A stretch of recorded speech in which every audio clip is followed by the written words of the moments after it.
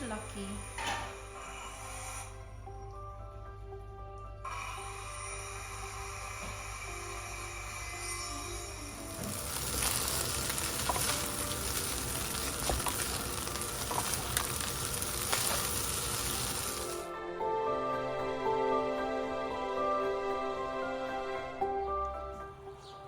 Polycarbonate has arrived, and we have started staining the timbers. It's looking quite good. Hello! Today is 26 October. Hindi kami nag-vlog on the past few days kasi wala namang nangyayari. And today, so ito nilagay ko na siya permanently. Hindi na namin pinapasok-pasok. Kasi para masanay din sila sa medyo malamig. And today, kanina, dumating yung mga gamit para sa greenhouse. So, ang polycarbonate, dumating na siya. Ayan. And, I don't know what are those for. Yun yung mga corrugated roofing profile. So, yun yung parang I'll show you pag ma-set up na. Ang ibig sabihin to yung mga screws na kailangan para specific para sa polycarbonate na material. And then, nag-start na din si Ronald stain. So, para lang din nag-invest na kami ng konti para lang mag-last siya ng matagal-tagal. So, nakita mo yung difference on this side, the difference from that side without the stain. This one is stained. The roof has been stained as well. Ayun, so sides lang. And then we particularly concentrated on staining more on this side because this is where it gets most sun. So ayan. If you can actually recognize the difference between the two, yung sa baba it's not been stained. It's really nice color. So there you go. That's really nice looking. Quite good. Yan. And hopefully we'll finish this by this week. Medyo umuulan lang. It's not actually good to, it has to be dried 2 hours before it gets wet. And unfortunately today it really got wet. So hopefully that won't matter. And yay! And that's just our update for today.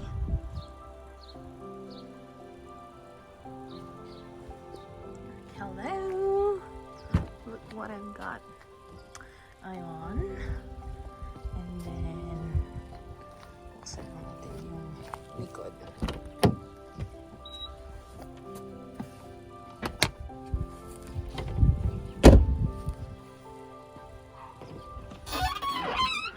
Here you go. So, over the back ng ating iba.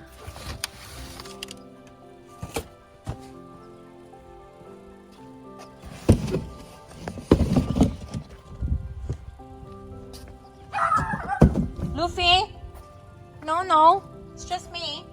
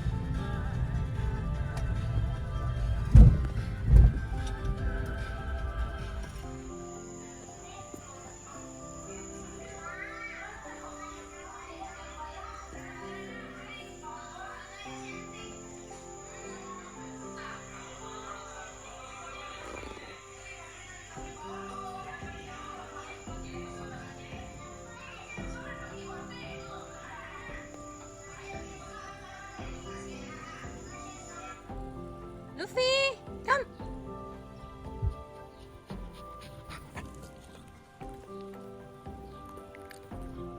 Luffy.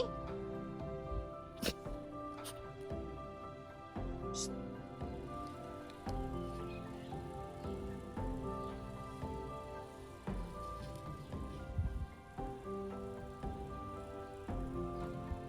guys. Yan. So, today, we're just gonna put these cardboard boxes.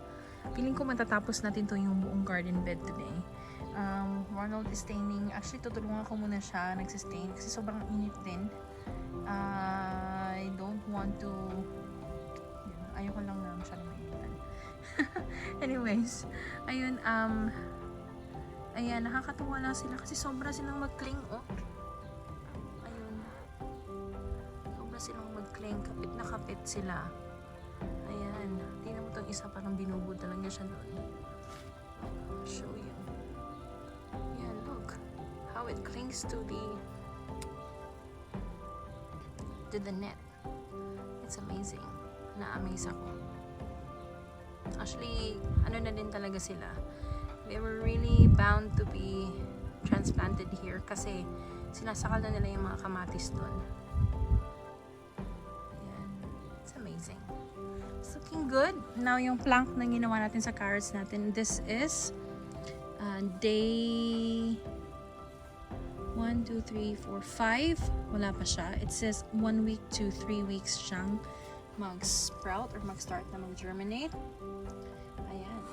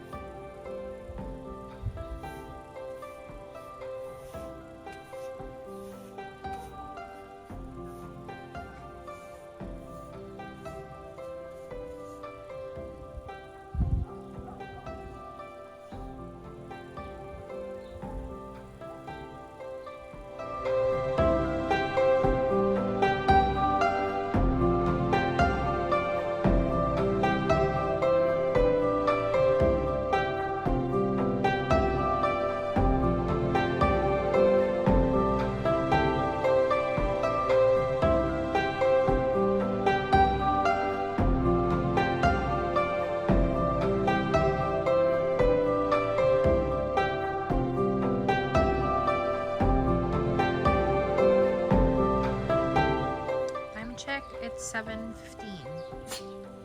Kanina ka ba dyan, Han? Dapat tumigil na tayo kasi yung yung... Anong tawag doon? Sa Tagalog, anong tawag doon? Hamog. Hamog? Yeah. Or sa Bisaya, tunog. Oh, diba? Guys, trivia. Bisaya po ako. Anyways, so we're almost done here. With the exterior part. If we plan to still paint, to stain inside, but it looks quite decent. Good. Ayan. So that part outside, I mostly did this side. I'm so proud. I just went to pick up the kids from their karate lessons. Luffy, what's up?